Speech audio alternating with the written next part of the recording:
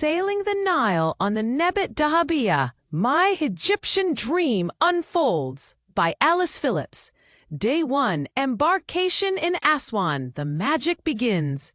At precisely noon, I stepped onto the Nebyt Dahabiya in Aswan, and from the very first moment, I felt like I had boarded a floating dream. The boat had that elegant vintage charm, polished wood, fluttering linen curtains, and a soft hush of the Nile waters brushing its side. The sun was warm but forgiving, casting a golden sheen across the river. Our first stop, Philae Temple. Standing on that island, gazing at the temple dedicated to Isis, I felt this strange blend of stillness and awe. The columns, etched with centuries of stories, seemed to echo in the breeze. I ran my fingers gently over the sandstone, feeling the weight of history. As the boat set sail at 5 p.m., we floated toward Herdiyab Island.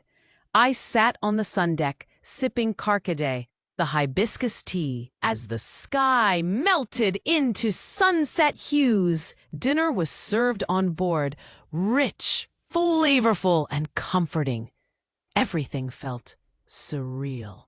Summary of the day: watching the Philae temple rise from the water was like stepping into a myth. Day 2, Kom Ombo, crocodile gods and Nile breezes. Waking up to the gentle lull of the river is something my soul didn't know it needed. After a hearty Egyptian breakfast, we sailed to Kom Ombo. The temple of Kom Ombo left me speechless. This double temple, honoring Horus the Elder and Sobek the crocodile god, was both eerie and mesmerizing. The symmetry, the twin entrances, the whispers of ancient prayers in the wind. I stood there, trying to imagine crocodiles once revered like deities. The on-site crocodile museum? Equal parts fascinating and terrifying.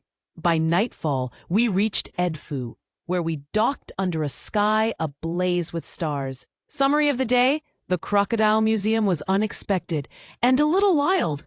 Day 3. Gebel el Silsila, into the Quarry of Kings. Today began with smooth sailing toward Gebel el Silsila, the site of ancient sandstone quarries. Breakfast with the Nile flowing by felt like meditation. After lunch, we went ashore. Climbing up to see the Temple of Hormoheb carved right into the rock was a moment of awe. Rugged, raw, and deeply human. I stood at the mountain's edge, wind whipping my scarf, staring out over the Nile like a pharaoh surveying her kingdom. We ended the day at Al-Bashir Island with a barbecue dinner under the stars. Lanterns flickered, grilled lamb sizzled, and the sound of laughter blended with the night insects and distant calls to prayer. Summary of the day: that panoramic view from the temple above Gebel el Silsila, etched in my memory forever. Day 4, a river day to Aswan, just me and the Nile. Today was about sailing. No shore excursions, just the Dahabiya gently cutting through the Nile, heading back to Aswan's west bank. I spent the morning journaling on the shaded deck, the pages fluttering in the wind. The palm trees, the villages, the kids waving from the shore, everything moved by like a cinematic reel. At lunch, I joined the captain and a few fellow travelers for stories about life along the river.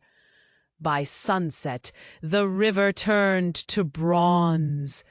Dinner felt like a farewell feast. Summary of the day: the peace of drifting with the Nile is a feeling I'll chase for years to come.